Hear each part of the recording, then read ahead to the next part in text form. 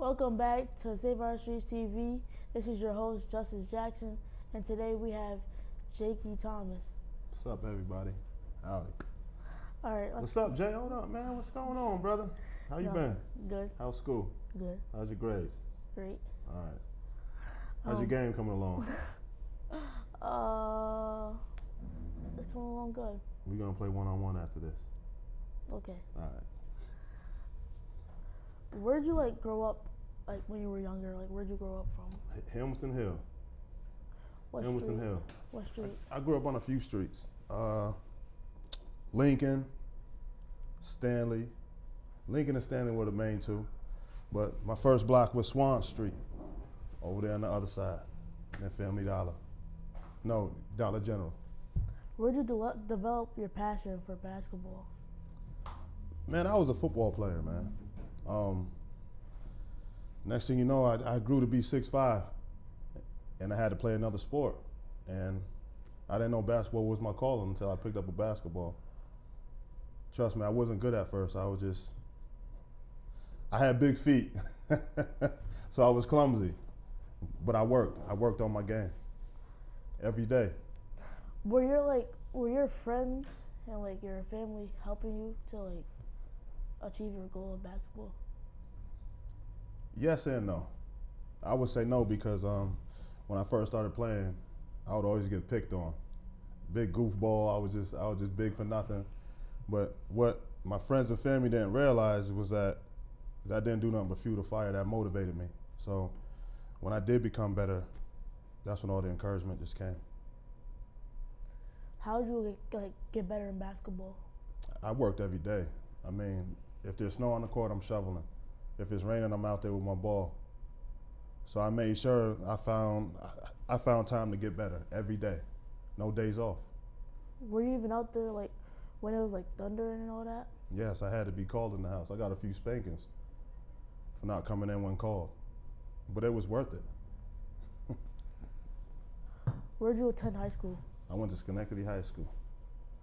Did you get any championships or rings? 1998, baby. That's the best team to ever step foot at the Pat Riley Sports Center, man. Me, Willie Dean, Justin Hoffman, Pat O'Connor, Andrew Haley, Jamar Sims, Kevin Owens, Davidic Heron, the Schenectady's finest, James Plowden. But one thing I took from that team, everybody didn't go to college for basketball, but everybody became successful. So we had a great coach, a great leader in Gary Denola, and I mean, it was just a bond of brothers. What was the energy on the state run going into getting? Oh man, the energy, standing room only.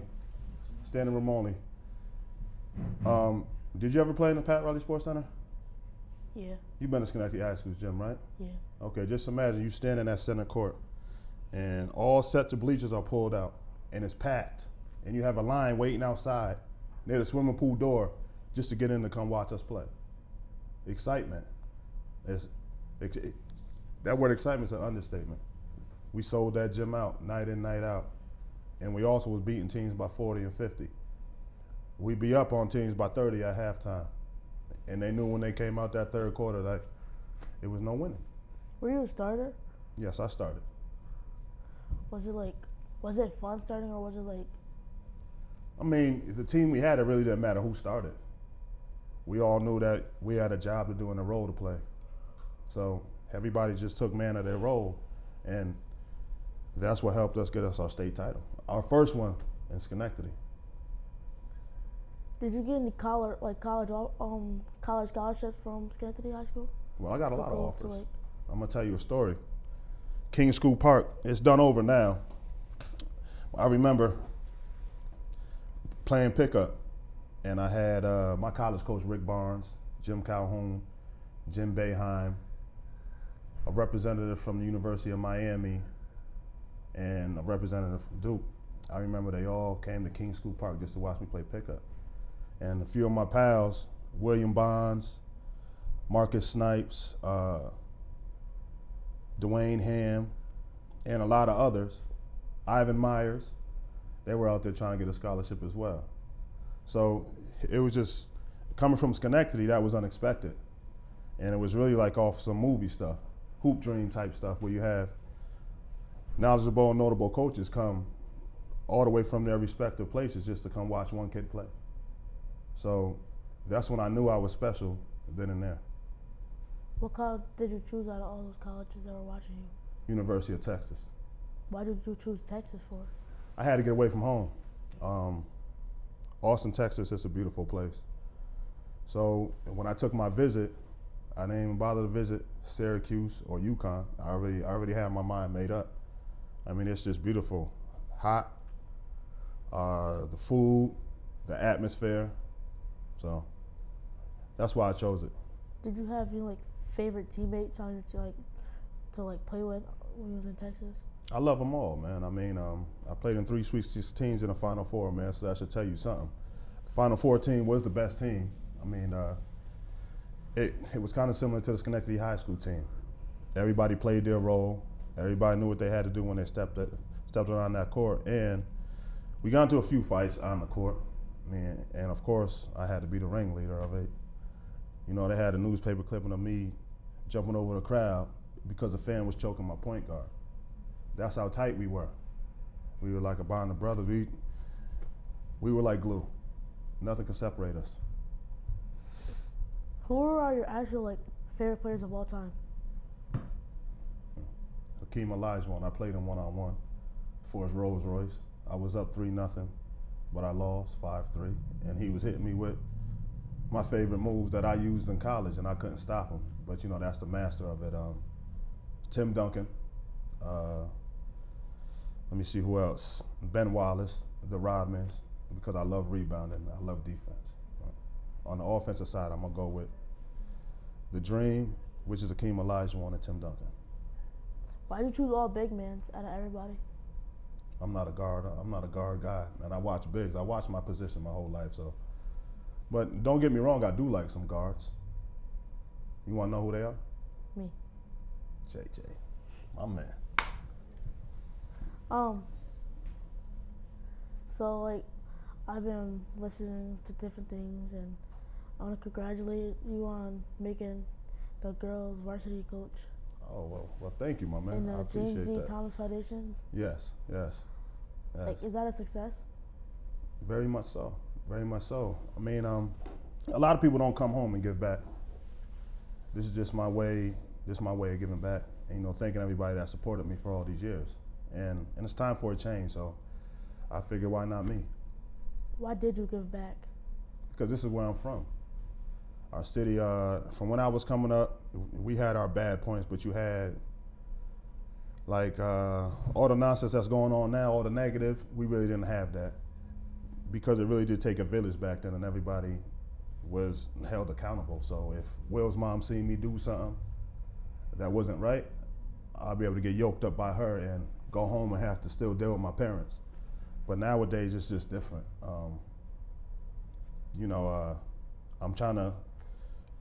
We're trying to bring it back to where it once was. Maybe in a different manner, because a lot of the laws changed, but. Back to your basketball career, What teams did you play for? Let me see. When I first came out, I played for Portland. And yeah, I went to Summer League with Portland. Went to the D League. I got Rookie of the Year. I played 3 months in the D League. I averaged 19 and 15. Then I got called up by the Hawks. I got signed by half a year with them. Then I got traded. Where did I get traded to? I played on so many teams, I don't even know. I think it was the Hawks. I got hit with Cleveland. I got there on the trade deadline. Then they shipped me to Chicago. Did you get any rings from the NBA? Oh man, I wish I did. But I got a few rings overseas, so I'm happy with that. What ring did you get from overseas? I have gotten a couple in Italy, one in Israel, one in Venezuela, and the Dominican Republic. A ring's a ring. A championship's a championship, baby, no matter where you get it at. What was your focus when you were playing in the NBA? My focus was to be the first one there and the last one to leave. You know, it's a lot of distractions when you get there. You know, it's not what everybody sees on TV. You have to work hard, and you have to work double time, especially if you're only playing 5 minutes a game. You never know when that rug could be snatched from underneath you. So you got to work extra. What's your focus now? Now that you're like retired and back into Schenectady. My focus is to give back and to change the whole demographic of Schenectady, the sports world. I mean, schooling, just everything, man. I wanna help make a difference, and I just can't do it alone. It takes a village, so we all have to get together and stick together and just come up with the master plan and just go with it. Do you have any of your equipment from overseas? Yeah, I have it all. How about the NBA? Yep, I have it all. They just give it to you? Yeah, it was mine. I earned it. If you go up to the high school in the trophy case, I have my Spurs jersey, which is my rookie jersey, and it had the game, my game sneakers that I played in that game, my Barclays. What was the back then, the nice shoe like back then? Man, when I first came out, man, I was endorsed by, it was AND1, man, but those things were some bricks. I was just coming home giving them away. Here, man, just take these. I didn't want them, but it's always been Michael Jordan's. Tim Duncan had some foam posits. I just couldn't hoop in them because they were too narrow. It would make my feet numb. Let me see what else. I was an Air Force One guy because of Rasheed Wallace. You were uptowns, like ups? Yeah. Low tops? No, high. Nah, nothing low top. I won't have no ankles right now, Jay. But you wear low top sneakers now? Yeah, but I'm not hooping no more. You need to get in the gym. Yeah, tell me about it. You're gonna be my first victim. You're gonna be my first victim. Game to 5. Game to 10. All threes. Okay. All right. That's a W for me. You really think that? I know. I'm gonna spot you a couple points too. You can't shoot. Yeah, who? You. Boy, you crazy. I done I'll played leave you too open long not to for shoot. 3 shots, and if you break them all, it's over. I done played too long not to shoot. That's the thing, when you get older and you've been doing this for so long, your weak points become your strengths. Like, everybody thought I could never play offense. I always had offense, I just did my job. I could score with the best of them. I just had a job to do, and I always focus on rebound and defense. But I could shoot it. I'm gonna show you. We're gonna play for push-ups. Okay. Right. Why is it that like everybody's developing a jump shot now? Big man. The game changed. There's really no more post play. Do you know what I mean by post play? Pick and rolls? No. Paint play. What Shaq used to do. What Hakeem Olajuwon, what Alonzo Mourning, they used to score in the paint. Everybody had a role, but now everybody wants to be a Kevin Durant because he is 6'11", shooting the 3. Everybody wants to shoot the 3. So you have 7-footers that are working on 3s. Just like Draymond Green said this a few years back, and I was upset with him. He said the big men are dinosaurs. I was mad because my mind is stuck back in my day where it's like everybody played their role, like I'm a center. So my first shot of the game is not going to be a 3 or an 18-footer. Basically, he's trying to say like, big there's men no are more big extinct. men. Right. But if you look at the game, it's the truth. You know who messed the game up? Who? Stephen Curry. Why? Shooting all them dang 3s. So everybody wants to shoot 3s. Everybody's trying to build teams with shooters now. But he's a guard. Like, Yeah, guards. Some guards shoot. Some guards are pass first. Yeah, but what I'm saying is like everybody in the league's not a guard. You got everybody shooting the 3s now, bro. Don't shoot them. I shoot. You know what my theory was? What? To my girls this year? If you want to shoot 3s in the game, you got to make 100 before you leave practice.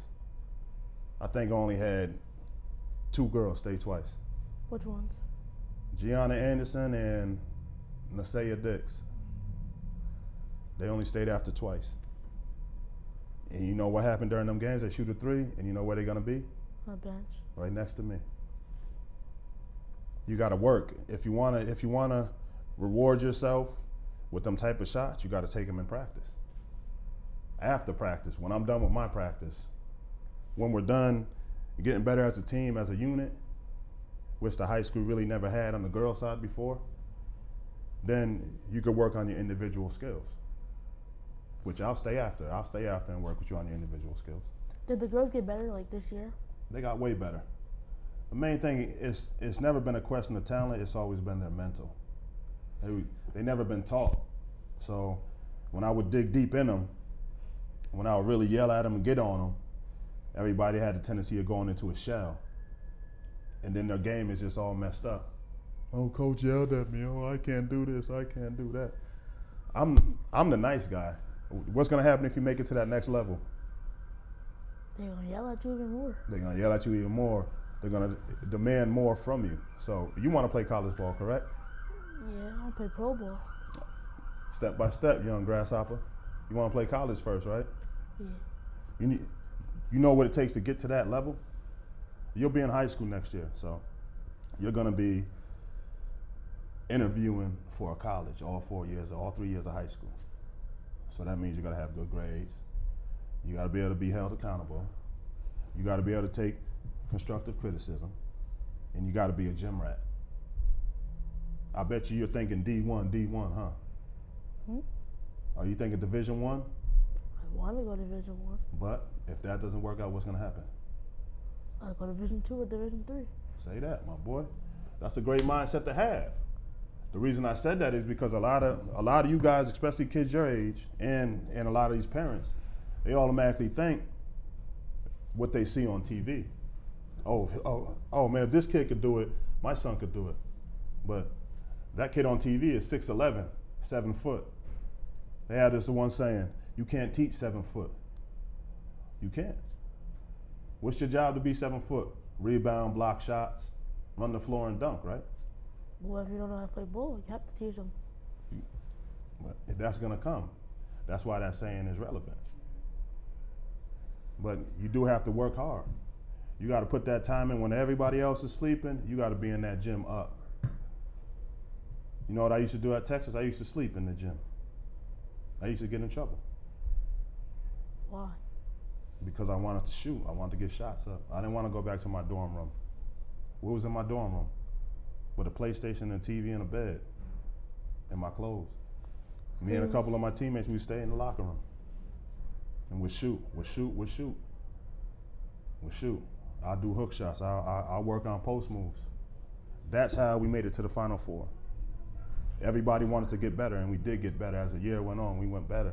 We reached #1, first time in Texas history. We was #1 in the country. Did you guys win a championship? I wish we did, man. We lost to Carmelo. 2003 Final Four. Can you name like some of the greats that you played? Well, do you want me to go from college to NBA? Overseas? I'm gonna start with college. Nick Collison. Let's see. I'm gonna try to look for some guards. Hollis Price, Kirk Heinrich. Let me see who else. It's a lot, bro. It's a lot. Jeff Boschee. You had Tony Allen, John Lucas, Cookie Belcher. Even though he played overseas for a long time, he was good. Selvey from Oklahoma. Yeah, man, I had and then in the NBA, Allen Iverson, Tim Duncan, Kevin Garnett, Hakeem, even though he was retired. No, it was my freshman year, excuse me. This was his last year. I played him one-on-one. Kobe, Ray Allen, LeBron. I actually blocked him. This is his second year in the league. That was my best NBA game. Had 6 points, 15 rebounds, and 2 blocks in 26 minutes. And that was against one of my rivals I played against in college, who was also a good player, Drew Gooden. I don't know if you know who he is. I always had his number, so I knew when I was checking in the game, I looked at him, he couldn't even stare at me. I knew I had his heart in my pocket already because he was thinking, here goes this crazy guy again. If you were to see all those players that you talked about, would you shake their hand? Of course. Of course. Basketball is a business. Win, lose, or draw, man. You know, I wouldn't shake your hand on the court when the game's going on. No, I don't have no friends during the game. I don't care if me and you grew up together and you go to the school I'm playing against, I'll talk to you after. I don't even want to go eat lunch. I don't even want to have a water with you before the game. I'll talk to you after. You'll be my man after the game. That's how serious I took it. Well, I'm going to shake your hand. Mm-hmm. I'm going to shake your hand. No doubt, brother. You know you always get love, man. All right. Thank you for being on episode 4 of Save Our Streets TV. I'm Justice Jackson, and we are signing out. Thank you for having me, kid.